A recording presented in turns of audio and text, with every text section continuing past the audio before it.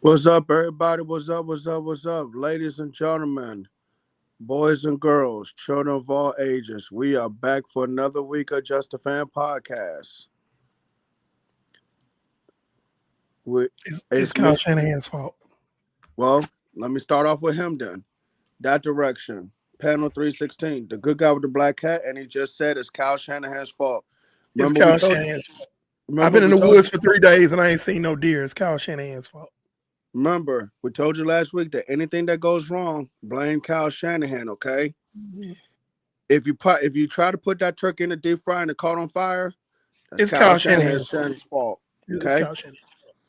when your garbage disposal clogs up on Thanksgiving Day, it's Kyle That's Kyle Shanahan's fault. Shanahan's fault. Okay, if someone's turkey is dry as heck, it's Kyle That's, Shanahan's fault. that's Jerry Jones on that one, though. It's a dry ass turkey. That's Jerry Jones. Yeah. That's Okay, everything else fine. is Kyle Shanahan's fault. Okay, well that's the one time it's not Kyle Shanahan's fault. Yeah. Okay, Yeah. so we get it past this one time. Okay, Yeah. all right, and of course me, Coach Williams, the NFL Encyclopedia, reminding everybody that yes, I know the Cowboys beat the Commanders. Um, it was embarrassing for the Commanders to lose. Um, but I still want the Cowboys to lose, and so it's still right brick on my brick because the higher draft pick we have, the more likely somebody wants to try to trade up for it, and it becomes more expensive. So right brick on my brick.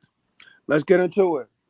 Pando, we talked a couple minutes before going live about two guys who are tearing up the league. Hey, man, they One, bring in, yeah, man, they bring in running backs. They make it as sexy again to be a running back. yeah, man. I mean, think about it. One is in the AFC deal, one's in the NFC, and they are running the ball, the football. They are running the football. I need you to go ahead and talk about both Derrick Henry of the Baltimore Ravens and his stats, and Saquon Barkley and the running back for the Eagles and his stats. Okay. So first, I'm gonna just start with the yardage. Okay, that both of these gentlemen have accumulated over 12 weeks of football. Okay, we're Okay. gonna start with that. And if I said that somebody had these stats after a 17 game season, you'd be like, oh, that's pretty good. Hey man, hey, yeah, bruh. So, Derrick Henry has 1,325 yards on the Derrick ground Henry this has year. 1,325 yards on the There, ground. there are running backs all over the league that wish they could do that in a 17 game season. Yes. Yes. Preach. In a 17 game season, they wish they could do that. Even when it was 16 games. Yeah, it was like, hey man, what are you doing? Then you look at Saquon, who has almost the exact same stat, 1,392. He's right on the cusp of 1,400 yards. And they still got 6 weeks of football to play. 6 weeks of Come on, football to play. somebody. Come on, somebody. 6 weeks Not of not football just left. that. Not just that. It's like, oh, well, they just getting a healthy dose of run. Actually, it's my opinion that the Ravens don't run Derrick Henry enough. The Mm. game they lost, the Ravens lost, and they didn't lose many, but the games that they lost is because they forgot Derrick Henry was on their team. Honestly. Because watch this. It's not the volume, is he gets somewhere. Derrick Henry has a 6.0 yard average per carry this season. 6 yards. 6.0 yards per carry. Hey man, if you doing 4, you having a good year. Yes. 4 is a good year for the layman people at home that don't know no better, and for just for folks that just don't know any better. 4 yards a carry is having a good year. You having a pretty decent year, 4 yards a carry, because anything under 4, then you consider trash. But Derrick Henry said, no, I'm gonna give you 2 more. Because when I fall forward, that's 2 more yards. If I got like 3-4 people wrapped around my ankles and I fall forward, that's the 2 yards. So 6.0 per carry. Saquon Barkley, 1,392 yards, 6.2 yards. 6.2. And Ridiculous.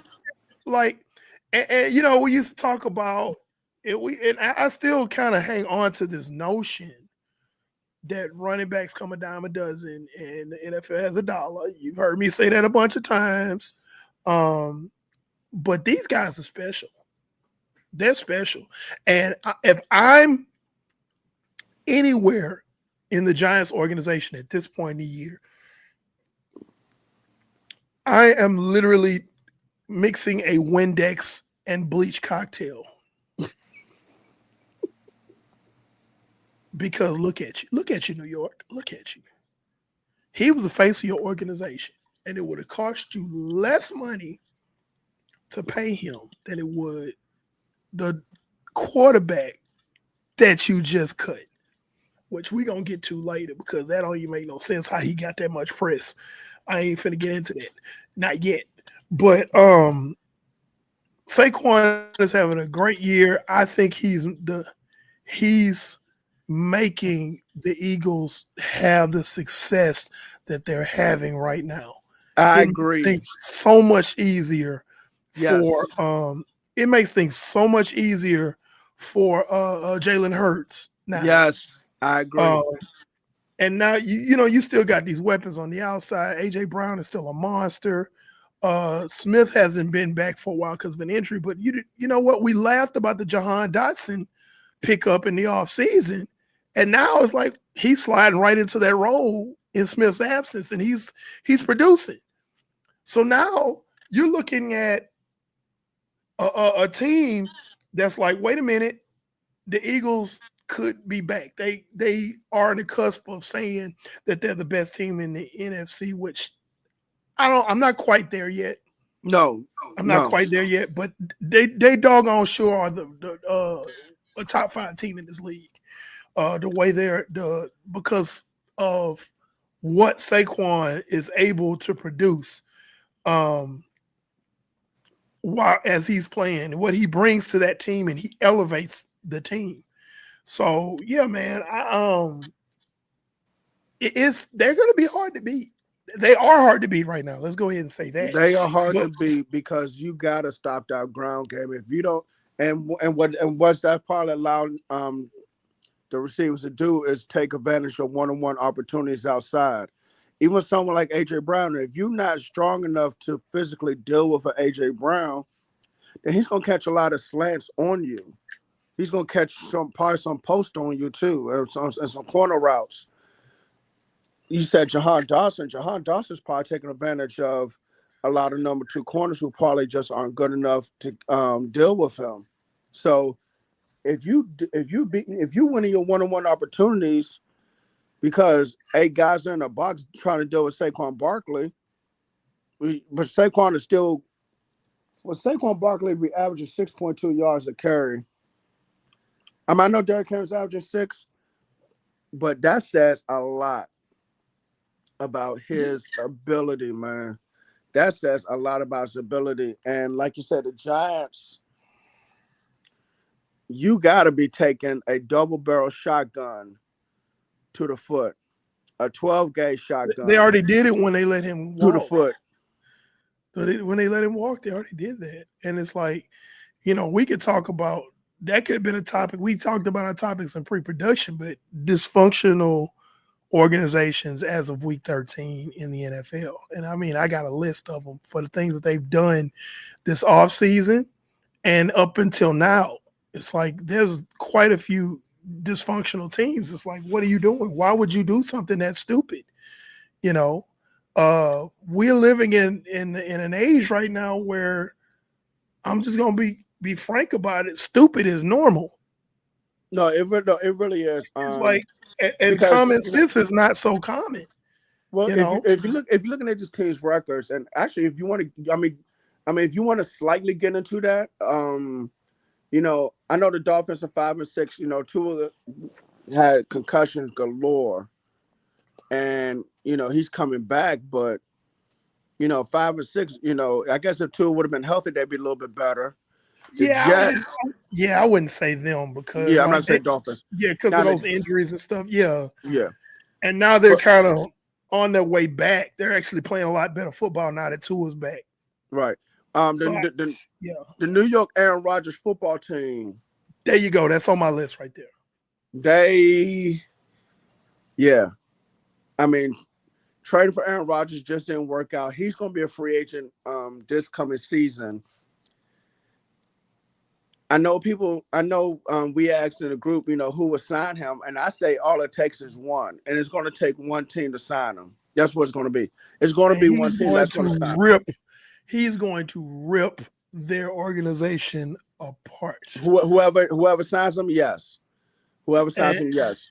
And right now, and a lot of people don't want to hear this, and it's funny that we got into it because it was one of those topics that I forgot. We talk about Aaron Rodgers, how you make the tongue-in-cheek joke about the New York Aaron Rodgers football team, but there's reality in that. No, it is. It is. He got his coach fired. Yep. He got his GM fired. Yep. He brought in poor Davante Adams, who's going to be stuck in quarterback purgatory once again when Aaron Rodgers is no longer there. Not to mention, he made sure Nathaniel Hackett came over to the Jets. And the thing is, I knew Nathaniel Hackett was bad. But what I heard earlier this week, I did not realize how bad he was. They were saying that he was getting play calls in late. He was getting play calls in late. He's not a very good coach. He's not an NFL coach. He might not be a coach, period. And he needs to be like Adam Gase and Jason Garrett and not get another coaching job. I don't care. Definitely not a head coach, but he shouldn't even get an OC job. Yeah, I agree. But the dysfunction of the Jets, in all fairness, the Jets were a dysfunctional organization before Aaron Rodgers. They were trying to bring themselves out of that label of dysfunction. Yep. When they hired Robert Saleh, when they made a few good, draft picks, it's like, okay, because they did make good draft picks. Sauce Gardner, okay. It was looking like, okay, Breece Hall, okay, yeah, all right, they're getting it together, guys. Garrett Wilson, Sauce Gardner. There you go. I just said those names. And, my bad. And you're looking at it like, okay, they might have the makings of some respectability. Enter Aaron Rodgers. His first year, he comes in and he tears his Achilles, like, 4 plays into the game, I believe? Yeah, it was 4 plays. Yeah. So, okay, well, hey, we'll give the Jets a pass because they were a tomato can that year without Aaron Rodgers. Fair. We didn't have Aaron Rodgers. Okay, we're going to give you guys a pass. Comes back this year.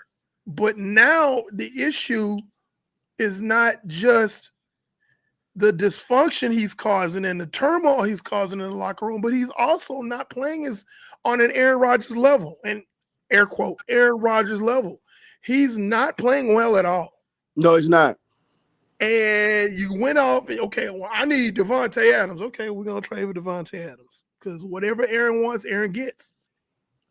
And they bring in Davante Adams. And right now, I feel nothing for Aaron Rodgers. I feel for Davante Adams. Because he's going to go through the same thing he went through when he was with the Raiders, with the Jets. He's going to have to go through quarterback purgatory. And guess what? His career, he's on the backside of his career now. Yeah. So it's like, man, like, is he going to get asked to get traded again? I think so. I think this somewhere between the offseason and the trade deadline next season, he's going to probably get traded again. He better not follow Aaron Rodgers wherever he goes. Aaron Rodgers going to the couch. Aaron Rodgers gonna have his own podcast, and ain't gonna be about football. I'm hearing Aaron Rodgers wants to play again next season. He lost his mind. I am hearing that Aaron Rodgers. But the Jets, But it won't be with the Jets, though. The Jets are so dysfunctional, they just may bring him back. It's not out of the realm of possibility. It's not. As much as we want it to be, it may not be out of the realm of possibility. You just fired your GM.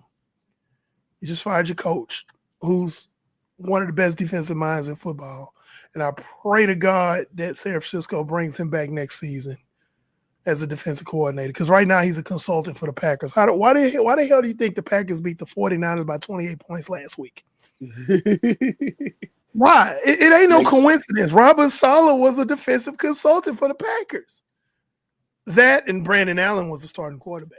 And Trent Williams didn't play, and Nick Bosa didn't play, and well, I'm not going off into that. But we're talking about dysfunctional franchises. The Jets are definitely on. I don't have New England. I don't have New England as dysfunctional because they are rebuilding right now. No. Rebuilding does not necessarily mean dysfunctional because you got to give them a pass. Right. It's like, okay. But the Jets were a team that were actually on their way to respectability before all of this happened this year. Who? Okay. I know Dallas probably on the list, but who else is dysfunctional? Is it definitely the Dallas Cowboys? Definitely. Do you have Jacksonville on the list? No, I don't. I think it's an issue of culture and just coaching. I think if you put a better coach there, I think they could right the ship rather quickly. When we talk about dysfunctional, we're talking about from the top all the way down. Where it's like it's a complete, excuse my language, shit show. From the top down. It's like from the owner, or if you want to start, you don't want to start with the owner, you can start with the GM and then go work your way down from there. And it's like, what the hell? Well, then I tell you what. Let's get into the other team that shares the stadium with the New York. I was just going there. Thank you. Great minds think alike. Yeah. New York. Go ahead, take it away. Let's go. New York Giants, because then we can. We still stay with the functional teams. Man, these guys. First of all, it really shouldn't be first, but I'm gonna make this first. When you sitting there in draft process and you trying to figure out what to do with that draft pick, and your child is telling you who to draft, and you still confused, that means you shouldn't be in the front office. Okay? Your child look like he's less than 10 years old, probably 7 years old, and he's telling you who to draft. Take Malik Neighbors. Okay? And now Malik Neighbors, he losing it right now. He is like. First of all, I don't know what Malik Neighbors looks like as a person, but if he has hair, he's going to go bald before the season's over with. Okay? Pulling it out. Yep. Number 2, we just finished talking about Saquon Barkley, who is on the cusp of having 1,400 yards rushing, and he's averaging 6.2 yards per carry. You should have paid the guy. And for people that don't know how to do math, and I'm pretty sure everybody does, but I'm just going to make this assumption. He has 1,392 and has 6 games left to play, 10 touchdowns, and still has 6 games left to play. So let's just round a number up to 1,400 with 6 games left. If you have another 100 yards, that's a 2,000-yard season. He's on pace for a 2,000-yard rushing. I didn't even count the receiving yards. I didn't even count that. But he's on pace for 2,000 yards rushing. And I hate the Eagles, but I got to give them props. I do too. Because matter of fact, give me 1 second. I'm sorry, because I know we're all over the place tonight, ladies and gentlemen, and we apologize if, we're all over the place. I'm looking at the rest of the schedule. I know they play Baltimore, and Baltimore's defense hasn't really been all that great, and I don't know if Roquan Smith is playing on Sunday or not, but they got Carolina coming up. They're going to run all over. They got the Steelers coming up. Now, that's going to be a little tough. They got the Commanders. Commanders don't have a real good run defense at all. You just saw what Dallas did. Then they play Dallas, who can't stop the run. Mm-hmm. And outside of Dexter Lawrence, the Giants really can't stop the run that well either. So there's a strong possibility looking at these games. He can hit 2,000 yards. He could easily get 2,000 yards. And he's already at 1,600 yards, 1,649 all purpose. 1649 all purpose. Yes. But he's going to get he's going to end up with 2,000 yards rushing. And it might happen before that final. Nah, he's not going to save it. He's going to go get it. He's going to go get it. Mm-hmm. He's going to go get it. Because now we're talking about possibility of being the offensive player of the year or quite possibly MVP. So and right now between Derrick Henry and Saquon Barkley, they are the two best running backs in the game. And again, we talk about the how you can do running backs but when you have special ones like Derrick Henry and Saquon Barkley, it's a different story. A healthy Christian McCaffrey. These are special running backs.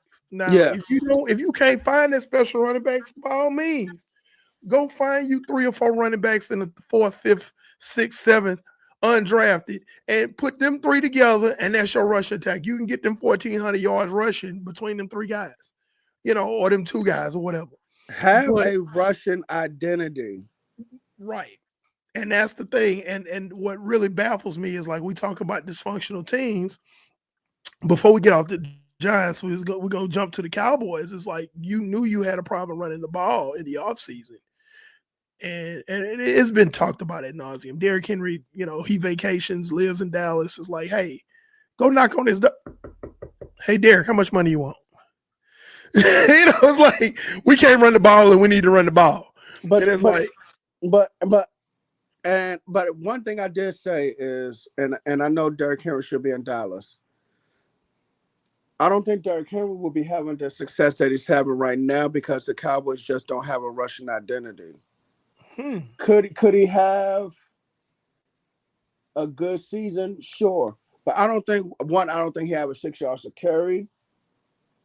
2, I don't think he has 1325 right now. I think he will probably be somewhere between, I think he'll be between 950 and maybe 1050 rushing yards. Yeah, he'd be over 1,000. He'd be over 1,000.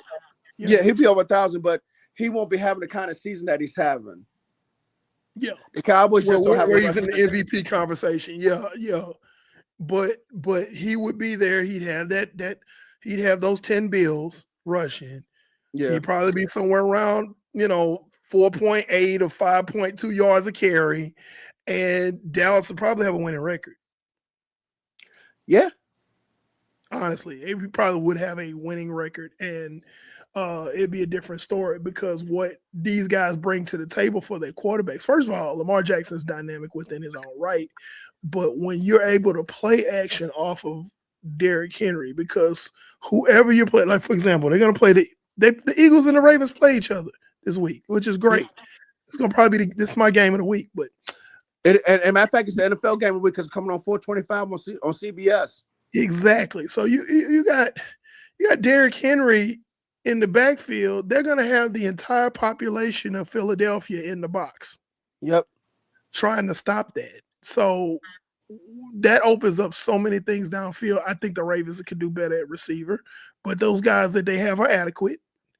But that opens up so many other things. Again, same thing. The Ravens are going to be clogging up the box for Saquon. That's going to open up a lot of play action stuff for AJ Brown, and as it has been doing all year long. So that makes Jalen Hurts a more efficient passer because he doesn't have to do too much because of that threat of a Saquon Barkley in the backfield. It's making Hurts look better than what he is. Yeah. So hats off to them.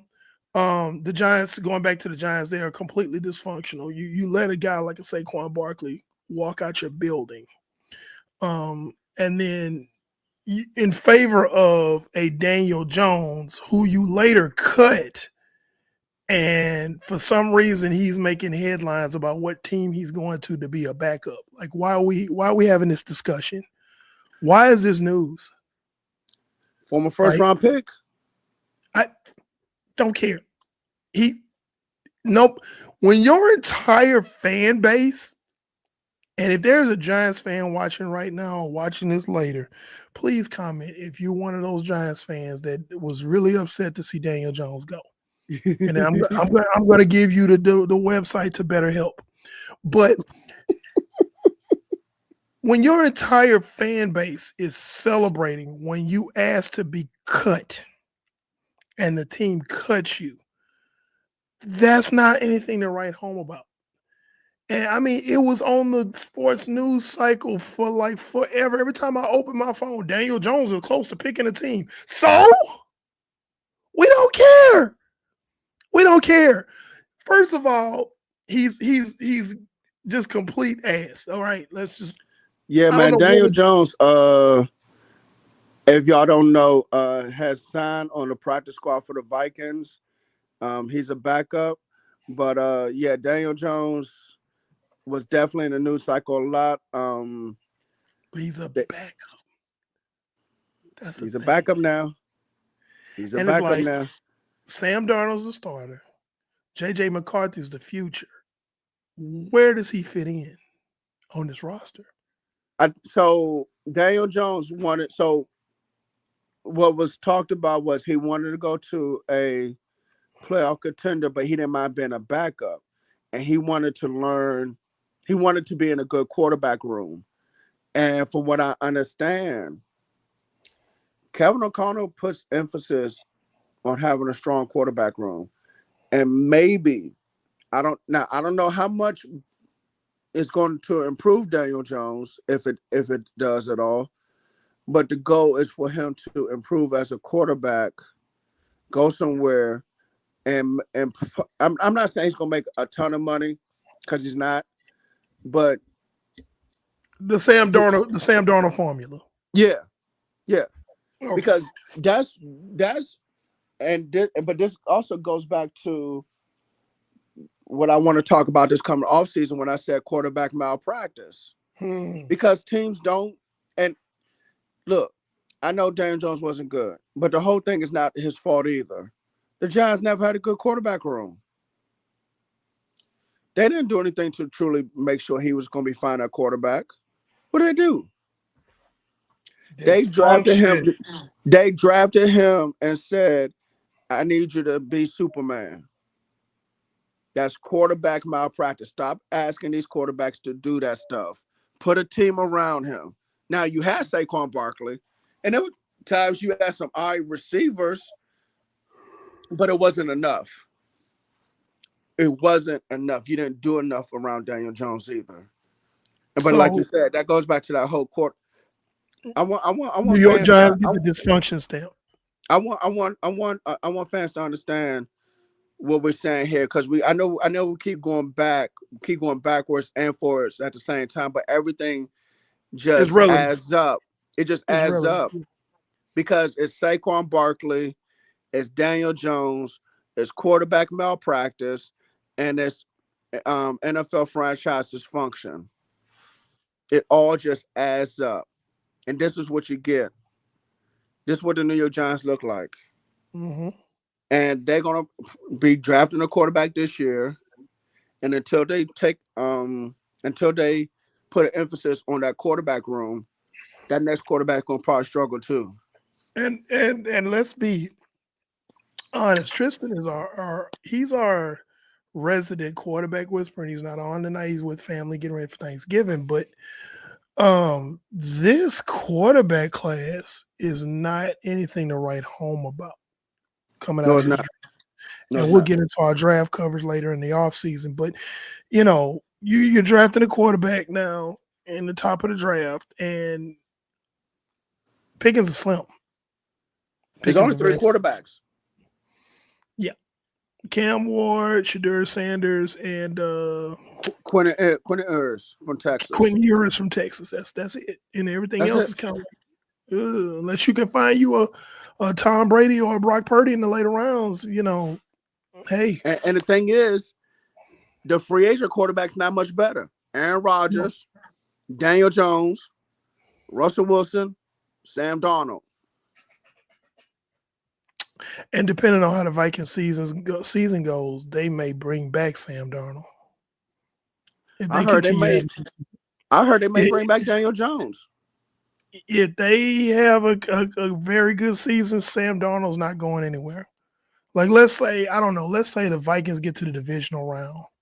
Right. Maybe not the NFC Championship. Let's say they get to the divisional round and Darnold plays well. Maybe they don't win, but Darnold plays well. I could see them bringing him back.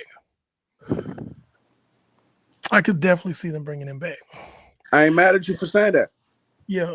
So, but dysfunctional programs, we got the Jets, we got the Giants, we got the Cowboys. Honestly, at this point, I'm leaving somebody off.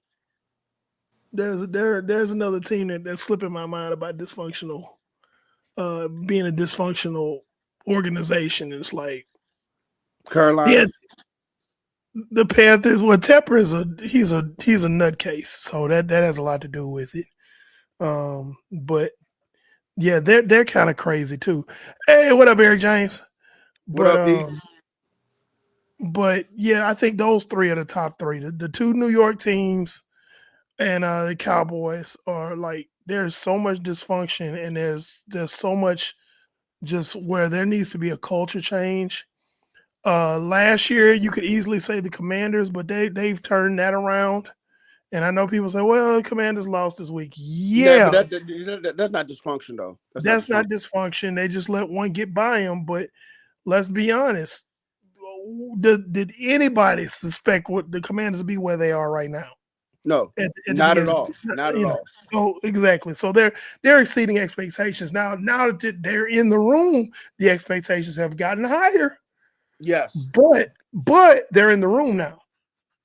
So they're in the room with the big dog. So but the MVP race is what we're gonna cover. We were gonna cover next, but I mean, it's really crazy how much Lamar Jackson has set himself apart from the rest of the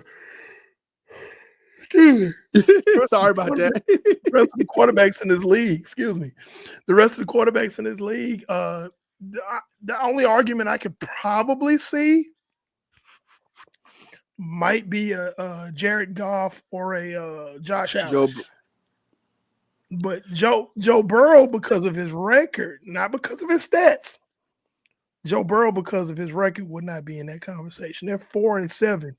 If you were on a desert island and you were gone for half the season or whatever, like the beginning of the season, you got stranded on a desert island. Then somebody picks you up in a helicopter and drops you off as week 13. And I told you, let's say you're a Cincinnati fan. And I say, hey, Joe Burrow has 3,000 yards passing, 27 touchdowns, and only 4 interceptions with 6 games left to play. You'd be like, the Bengals are in the lead for the division. But they're not. That's what's crazy. Statistically, Joe Burrow is playing out of his mind. But the team is losing. That's crazy. On the flip side, you got someone like a Pat Mahomes who's really having probably the worst season statistically of his career, and the Chiefs have only lost 1 game. Go figure. That's why this league is so nuts. It's crazy. So, but Joe Burrow's statistics, if you flip their record, they were 7-4, you would have to consider him. You had to consider him for the MVP conversation, but he's not going to be considered simply because the team isn't winning. The team isn't winning. Yeah, Josh Allen is, that Buffalo Bills team, man. That's a good team. They're like Jalen Hurts, relying on running the football. to help out Josh Allen not make so many mistakes. Best thing that ever happened to him. Yeah. Um, Jared Goff.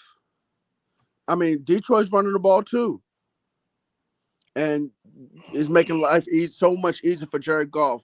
Like, between Derrick Henry, Saquon Barkley, and then those three teams that we're mentioning, two teams that we mentioned for running the football, it's going to really, really make drafting. I think a lot of running backs going to get drafted. As a matter of fact, there's a running back coming out of Boise State this year, Ashton Jeanty. I don't know if you heard of him yet. He looked like he might be a special player. I was just about to ask you, what would that do to the running back market in the draft with these two guys doing what they do? And I got a little pushback, but go ahead. I'm going to let you finish your thought. Jeanty,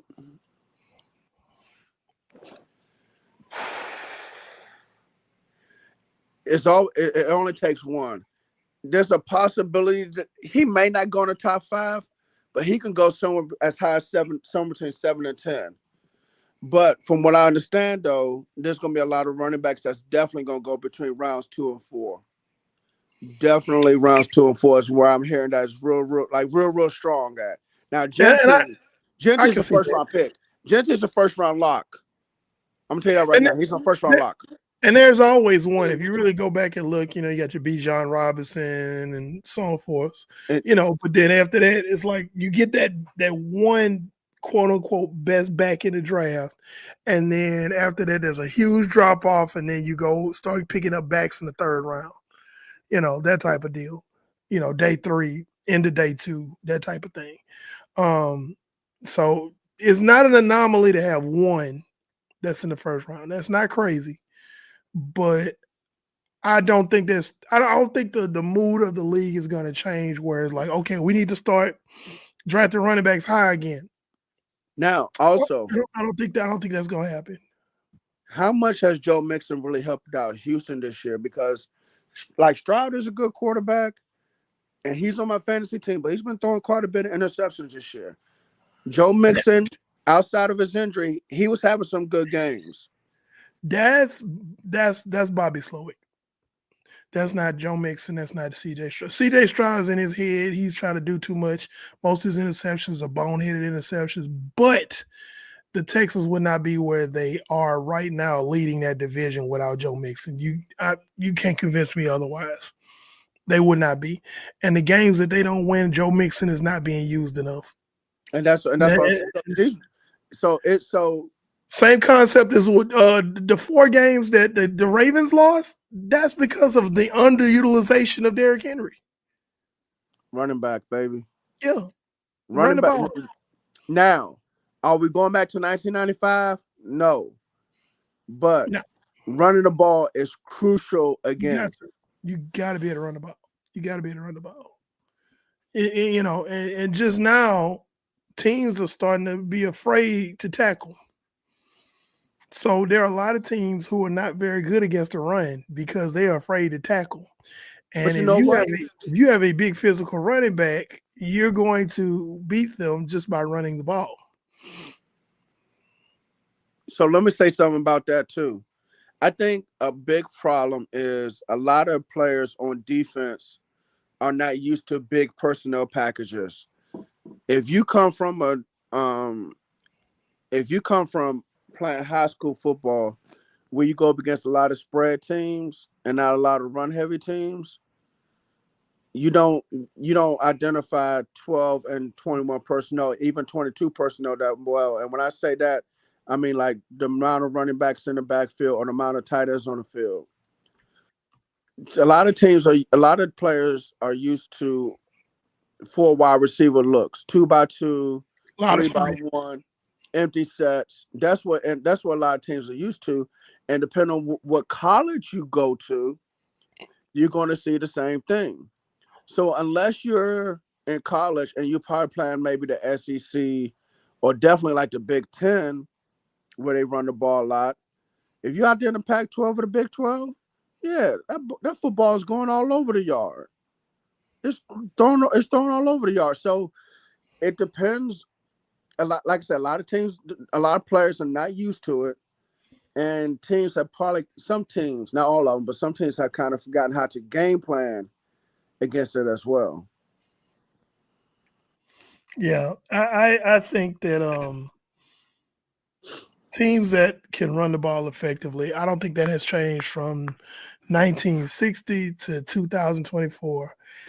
If you can run the ball effectively, you have a very good chance of winning. Look at the teams who, which segues really nice to our next segment when we talk about our top five. The names of these teams that we're going to put down for our top five all run the ball well. There you go. That's a valid point. You know, I guarantee you there's not a team that we're going to put on here that doesn't run the ball. They may not be explosive, but they run the ball competently to where you have to watch for the run.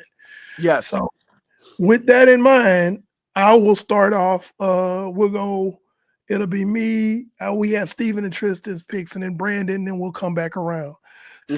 So for my number 5 team, I have the Baltimore Ravens. I think they woke up because, you know, the Harbaugh was kind of interesting. I think they woke up toward the end and was like, hey, wait a minute. These are Chargers. We're supposed to be beating them. And because the Chargers put something on them early. And then they remembered, oh, wait a minute. We got Derrick Henry. There you go. So they're still, in my opinion, one of the best teams in this league. They're a top 5 team until somebody knocks them off. So that's my number 5. Steve has the Eagles for his number 5 team. I'm sure that pained him. Yeah, I know that hurt his feelings because Steve hates the Eagles. And Tristan has the Steelers for his number 5 team, which is a shocker. But again, all these teams run the ball well. Brandon, number 5. Green Bay. Uh-huh. Run the ball, Josh Jacobs. Yeah. And the thing is they replaced Aaron Jones with Josh Jacobs. And I think it was an upgrade. Yes. Whereas Jones was more of a slasher, Josh Jacobs more of a downhill guy. Yep. I'm gonna get in your face. And then when you break down and try to tackle me, that's when I'm gonna put a move on you and make you miss. You know, I think he's got more physicality. He still has moves, but I think he has more physicality than Aaron Jones. So I think it was an upgrade. All right, Brandon, number 4. Man, I had to drop this team again, the Kansas City Chiefs. I'm sorry, man. I mean, listen. I know we said in the group chat that you're gonna have some off games, man. But you beat Carolina by 3 points, man. You beat Carolina by 3 points, one of the 3 worst teams in the league. I have a problem. And can I say something about that too? It's because you make a good point. It's a concept like college football. If you're a top 5 ranked team in the NCAA and you play an unranked Division II team, you're supposed to destroy them. Even if you win the game, if you don't crush them into oblivion, then you deserve to be moved down in your rankings. And see, I'm sorry. I want to play my FanDuel so much sometimes, but when I look at Kansas City only winning by 3, it makes me just not want to play it because it makes you go in you the week before you like, okay, I might put some money on Kansas City winning by 14 or 21 points, and to only win by 3 is a huge disappointment. I know they won. I get it. If people say win's a win, you know. But see, you know what? Let me say this. I'm sorry. I feel like football has more context than any other sports. That's just me. Yeah. A win is a win, but sometimes there's context to it. There's a lot more context to it than that. Tristan, for his number 4 team, he has the Eagles. Okay. And Steve has the Ravens. Okay. And I tend to agree with Tristan. I have the Eagles as my number 4 team as well. Okay. Saquon Barkley is the foundation of what makes that team go. You ain't lying. Vic Fangio, I don't think we've seen the best of their defense yet. I don't. Probably not. I don't think we've seen the best of that defense just yet. I think they're still gelling, but they're playing really well. Those two rookie corners, Cooper DeJean and Quinyon Mitchell, are playing to the point where Slay will not be a factor next year. I think they're gonna probably either trade him or let him walk in free agent. I'm not sure if he's a free agent or not, but that young secondary is playing exceptional. I think that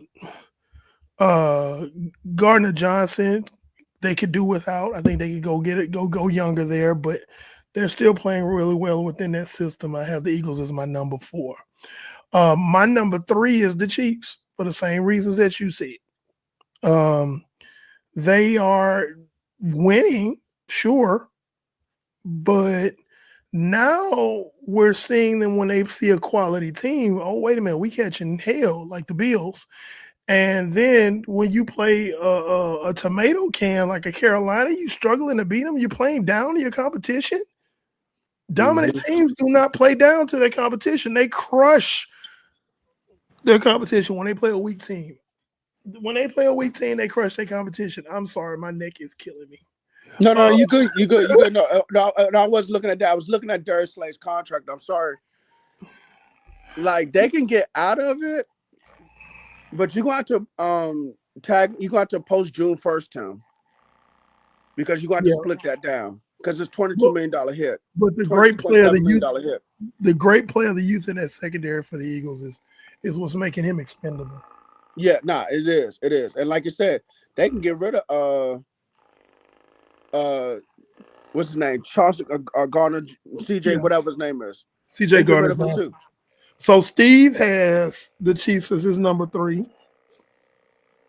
Tristan has the Ravens as his number 3. And I think we're gonna see a big shakeup in this lineup because again, the Eagles play the Ravens this week, and we could really see something. You know, I know it's an inter-conference battle. Yeah, but I think it's going to be a really good game. Who's your number 3, Brandon? I got Baltimore. Okay. They beat the Chargers, man. And honestly, I had the Chargers beating them, but Derrick Henry. Wait a minute. Did I? Hold on. Let me double check. You had Baltimore beating Chargers. I had the Ravens winning that game. Yeah, you did. Yeah, I had the Chargers winning by 5. I really thought I was really believing in the Chargers.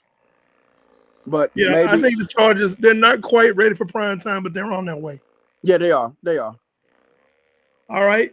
So your number 2 is Buffalo. The Bills. It's hard for me to put anybody in front of Buffalo who beat Kansas City and knocked them off being undefeated. Absolutely, I agree. Tristan also agrees he has the Bills. Steve has the Lions. What? Oh, yeah, that's right. Because he was like that last week. He has the Lions as his number 2 team.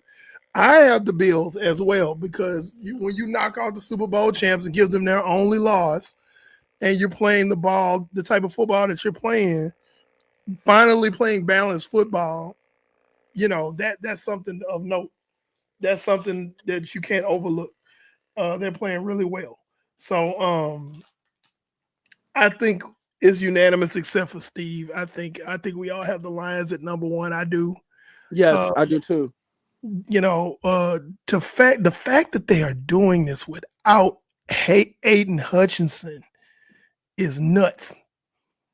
How well they're playing defensively, but the offense is just explosive. Is crazy. Now, let me say this overall, okay? Now, and I'm getting out of top 5 when we're doing this before the panel's picks. A lot of teams are already playing playoff football. Yes. And they playing road game football too. Because they are running the football and playing defense. And those two things travel. And you're going to need both. Pack your defense and your running game. And you're going to need both for the playoffs. And like I said, teams are already playing playoff football. But here's the thing. If the Lions keep playing like they playing, they're not going nowhere. Yeah. No, they're not. They're not. They're going to be right there at Ford Field. Steve has the Bills. And he's not on the air to defend his answer. And Steve and Tristan love to do that for their top 5. Yeah, they do. They just put something crazy up there and they're not here to defend their answer. But Tristan has the Lions. And I'm assuming, Brandon, you have the Lions too. Yeah, of course. Yeah. So, yeah, that's our top 5. Like, the 3 of the 4 of us have the Lions as number 1.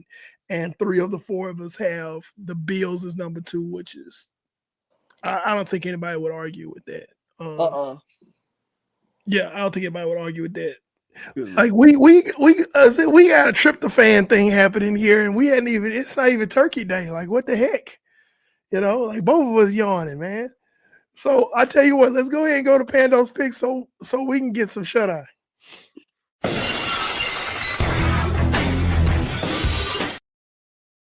Okay, so last week was not a great week for me. I was 1, 2, 3, 4, 5, 6, 7, 8, 9, and 1, 2, 3. I was 9 and 3. It was okay. Not bad. I kind of doubt that I'll ever go into 500. You can actually put some money on my picks sometimes. So every now and then something crazy happens. Okay, so let's get into it. Tomorrow, Turkey Day. You got 3 football games on Turkey Day, which is fantastic. You got one on Black Friday, which we didn't get to talk about, but the NFL is expanding the game to Black Friday, which is kind of interesting because that's creating more revenue for the NFL. If you are a team your team is a team that's cash strapped going into the next season, all of these games on all these different days are helping your team because the salary cap is going to go up. Up like a rocket. So whereas you might think you only have $5 million going into next season, you might have $25 million going in. Hey, you never know. So guess what? The NFL found a loophole to make sure that they had a game on Black Friday. Yes, sir. So Turkey Day, the Bears travel to Ford Field to play the Lions. This is a no-brainer. No. The Lions are going to win this game. The Bears defense is going to put up enough of a fight to make it interesting for probably 3 quarters. But I see the Lions just walking away. They're at home.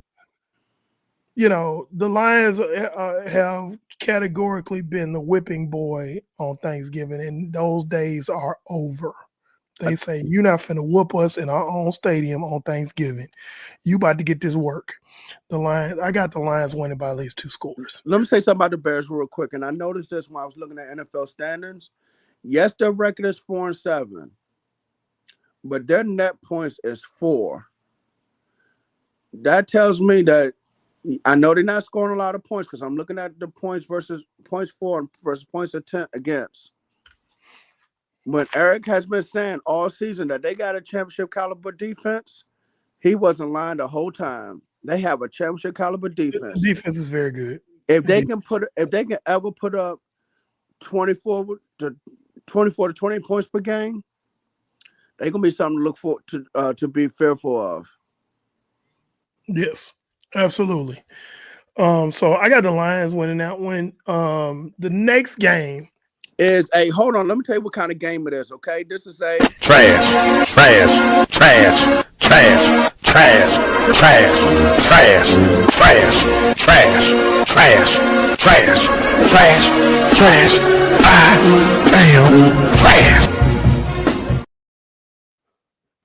Okay. That's what kind of game it is. The Giants travel to Arlington Stadium, the Cowboys, to play the Cowboys. They're without Daniel Jones, which is a plus, but DeVito could possibly not play in this game. There are actually Cowboy fans who feel like, and I quote, the road to the Super Bowl started last week, according to them. I didn't say it. I know. We present company excluded, but my timeline is full of delusional Cowboy fans who feel like their season isn't over and they're just, they're in it and they're going to win it all and stop it. You're not going to even make the playoffs. Just stop. Time to lose. Time to go back to losing again. Granted, the schedule for the rest of the season is pretty easy. So they may pull out a few games, but not enough to get a wild card spot because there's no way they're winning the division. I got the Cowboys beating the Giants. at home on Thanksgiving. The Cowboys are going to be at home. This is going to be their first home win this season. Time to lose. When they really should be trying to lose and get some draft capital, but they're going to win this game.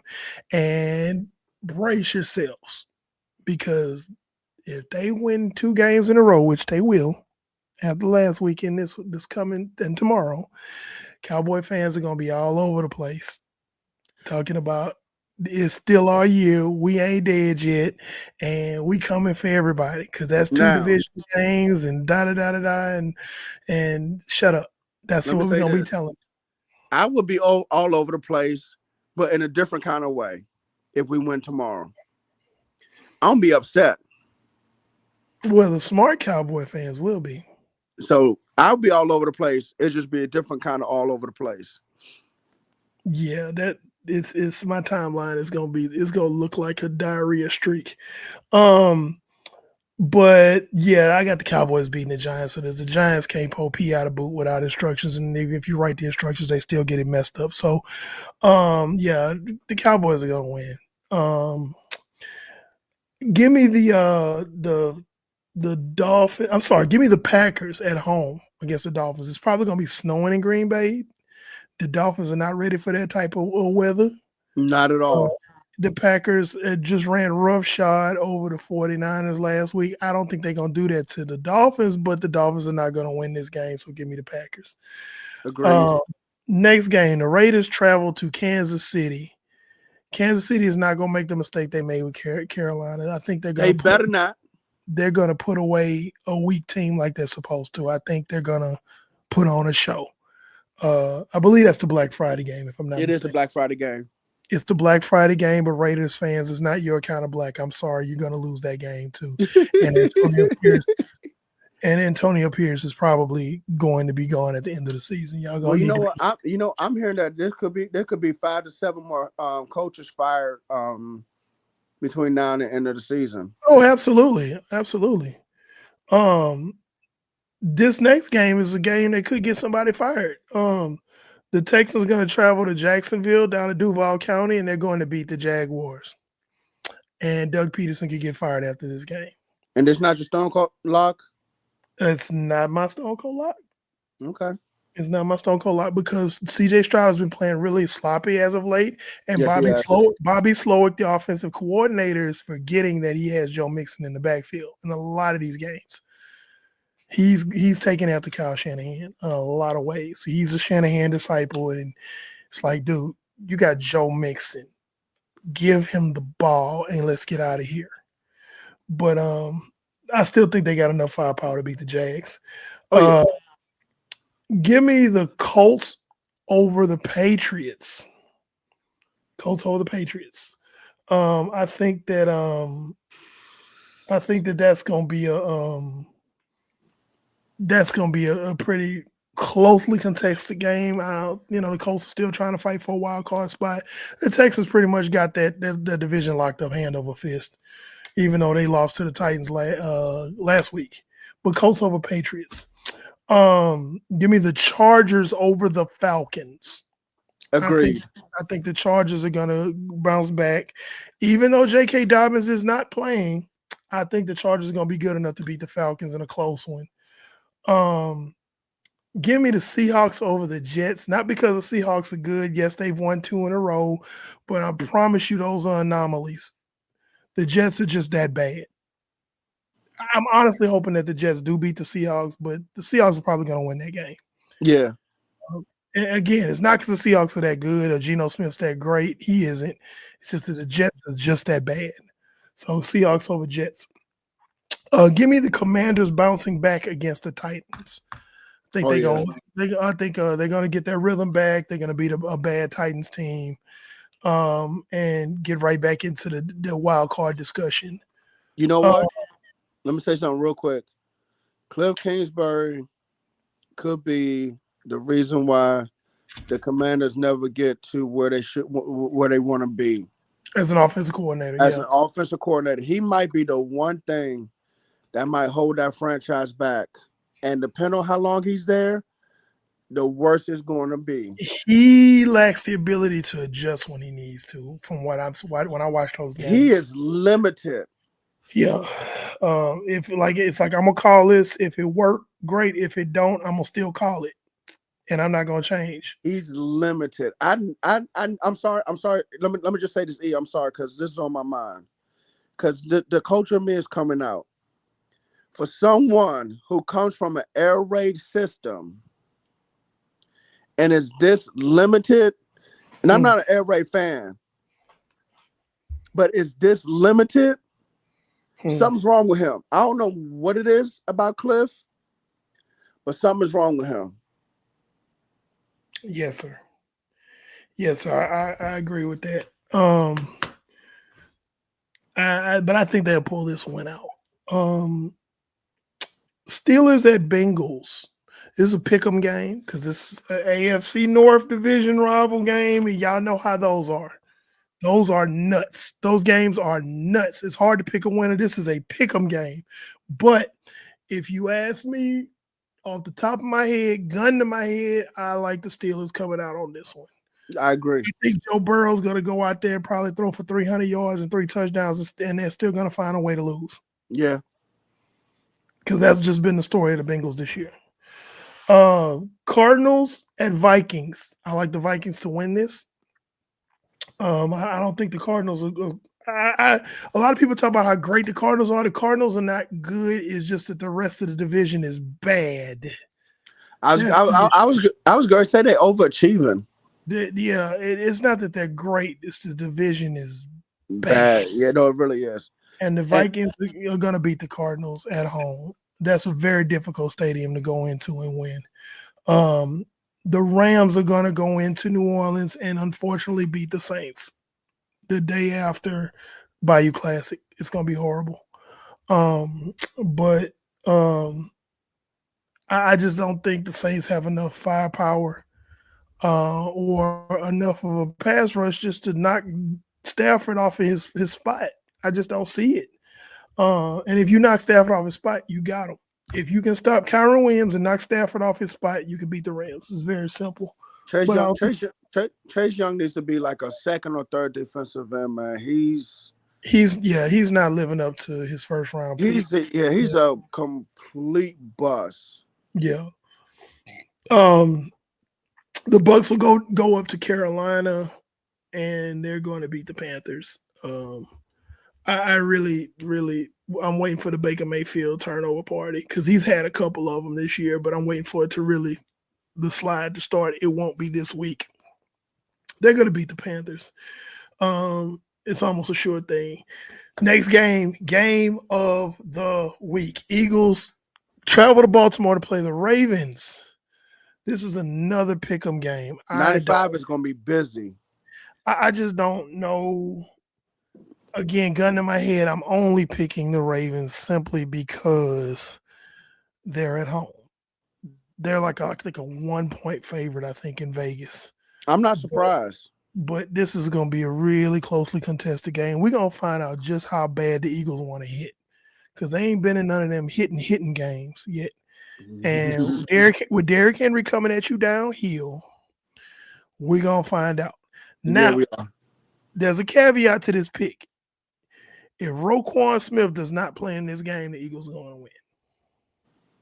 They need a Roquan Smith for this type of game. They can't go with his backup. If Roquan Smith doesn't play, you got to change my pick to the Eagles. But as of right now, I'm going with the Ravens. This next game is my Stone Cold Lock of the Week.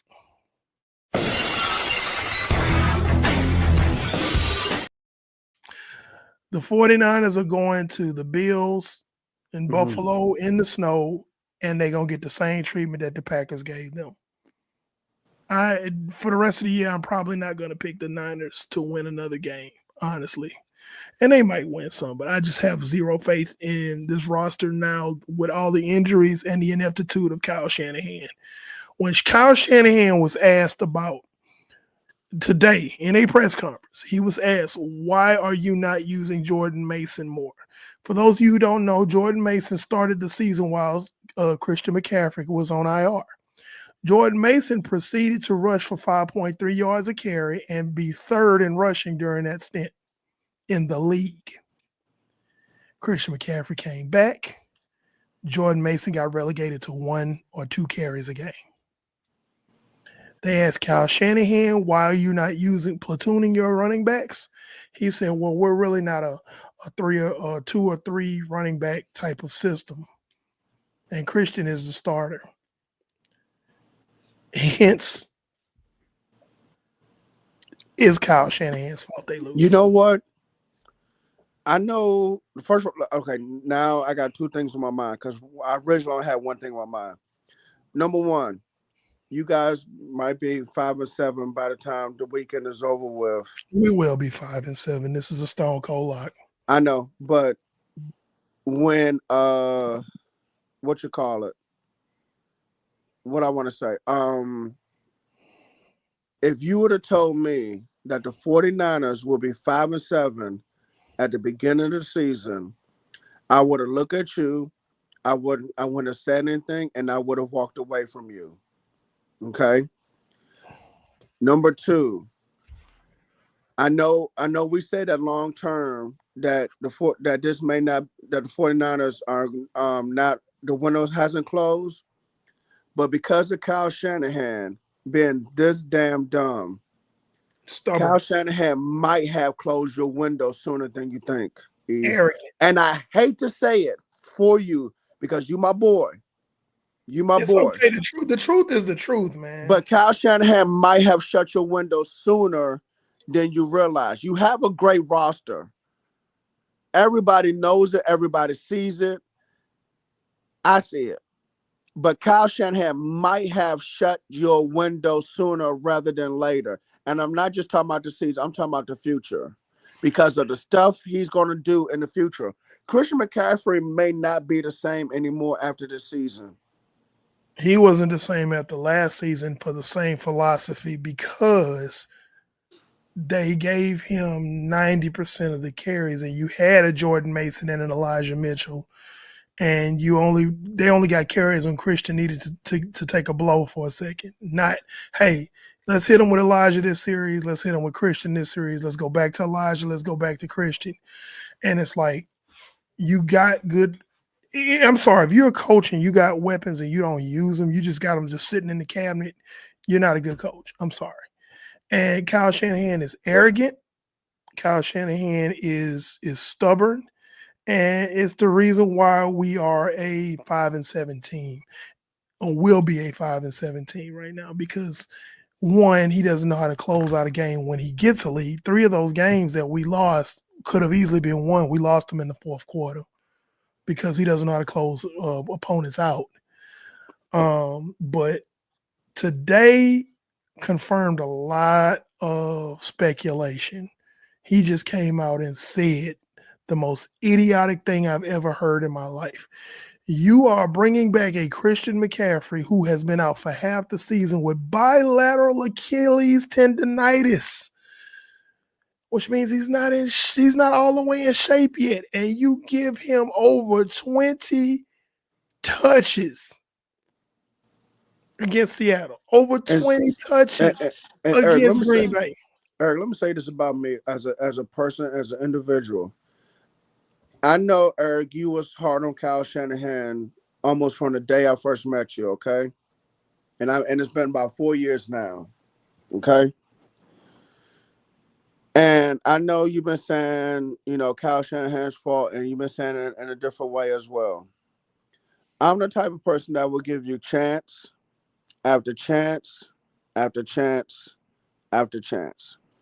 And I was very patient with Kyle Shanahan. But after what you just said, I'm tired of Kyle Shanahan, and I'm not even a 49ers fan. The Niners fans we're sick. We're sick. I'm tired of Kyle Shanahan now. I'm at a point.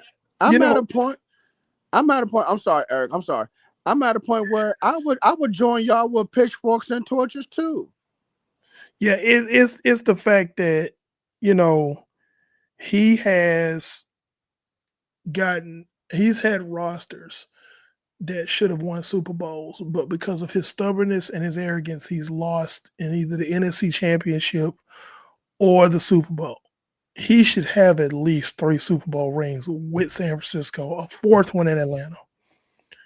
And it's there are people that still defending this ineptitude, and it's like I know they are.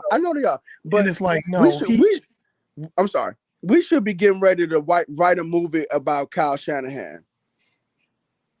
Yeah, because his coaching tree is all over the league. Really, is his dad's coaching tree. Really, is Bill Walsh's coaching tree. They're just branches, but he's a big branch on the Bill Walsh coaching tree. But the part is that it's going to be the outside zone that belongs to Mike Shanahan. His play calling is so predictable. Yeah. And people are saying things like Deebo Samuel's washed. No, Deebo Samuel's not washed. It's just that the plays that he calls for Deebo Samuel are so predictable that there are 4 or 5 guys waiting when Deebo has an end around. If Deebo Samuel's in the backfield, it's obvious he's going to get the football. So, like, there's no imagination. There's no, there's no innovation. And I say that because he's had so many of his guys that are under him that are now head coaches. It's starting to look like he wasn't the mastermind of it all. Bobby Slowick left for the Texans last year. Mike McDaniels left for the Dolphins a few years before that. Clint Kubiak left this year for the Saints. Anthony Lynn is in Washington. Come on. So it's like, and the thing is, I still believe that he can design plays. Yes. But he needs someone to stand next to him on the sideline and say, man, don't run that. That's stupid as hell. Don't run that. You know what? I wonder if he's the modern day Mike Martz. He is. He is. He really is. He cocked back and threw it with a backup quarterback against the Packers like 25 times. I'm not talking about 3rd and longs. I ain't talking about that. I'm talking about 1st and 10. You cocking back and throwing it. You got a 4th and 2. You go empty. Oh, God. He went empty on 4th and 2. I understand you got to go forward. You need the yardage, but you went empty on 4th and 2. You cannot tell me that that's not coaching. I'm sorry. I got some friends who are Niners fans, and they're like, "No, it ain't Kyle Shanahan fault. It's excuse." No, sir. That's coaching.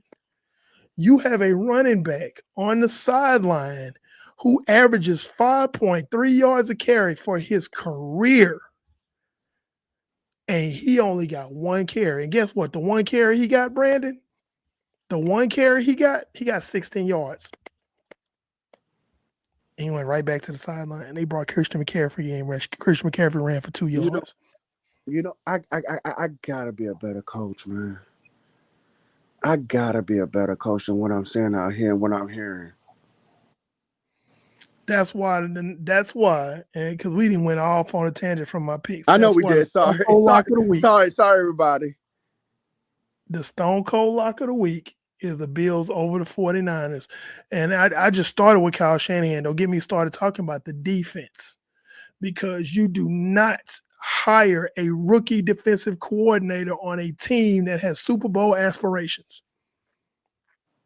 Nick Sorensen's never called defense before. He's a defensive coordinator for the 49ers. We went from middle of the pack last year with Steve Wilks to 25th in defense.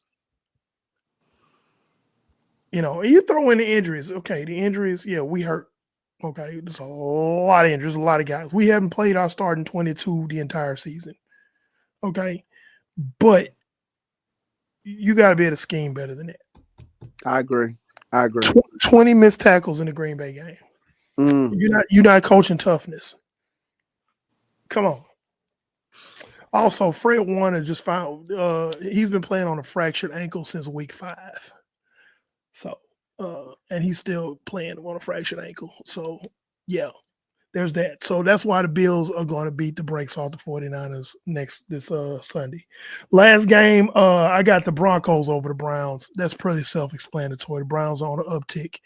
So to recap, Lions over Bears, Cowboys over Giants, Packers over Dolphins, Chiefs over Raiders, Texans over Jaguars, Colts over Patriots, Chargers over Falcons, Seahawks over Jets, Commanders over Titans, Steelers over Bengals, pick 'em.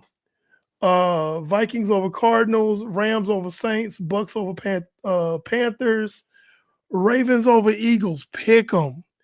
Bills over 49ers, Stone Cold Lock of the Week. Broncos over Browns.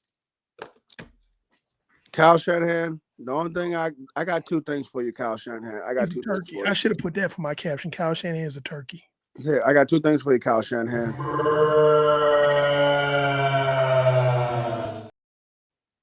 And then the second thing I got for you is, yes, because I don't know what you're doing. Anyway, thank you, ladies and gentlemen, boys and girls, children of all ages, for joining us on Thanksgiving Eve. You all enjoy your Thanksgiving Day. I know me, I'm very thankful for a lot. I'm not gonna get into all that, but I'm very, very thankful for a lot, honestly. Especially my co-host here, Panel 316, the good guy with the black cat who says it's Kyle Shanahan's fault. He's the reason why I ain't seen. It's the middle of the rut, and I ain't seen not one deer since I've been up here. I've been up here since Monday. Been at the ranch since Monday. Ain't seen one deer. Not Kyle Shanahan. Trish TV, the quarterback of the show, who's with his family, getting ready for Thanksgiving. Thankful for him. Steve Space Age White, he's also with his family, getting ready for Thanksgiving. Thankful for him. And me, Coach Williams, NFL Encyclopedia, write brick on my brick. We are live on YouTube, Facebook, and Twitch. You can follow us on Facebook, Twitter. Yes, I still call it Twitter, TikTok, and IG. You can listen to us on Google and Apple, Spotify podcasts. Good night, ladies and gentlemen, boys and girls, children of all ages. We'll be on next week. Peace. It's Kyle Shanahan's fault. Yep.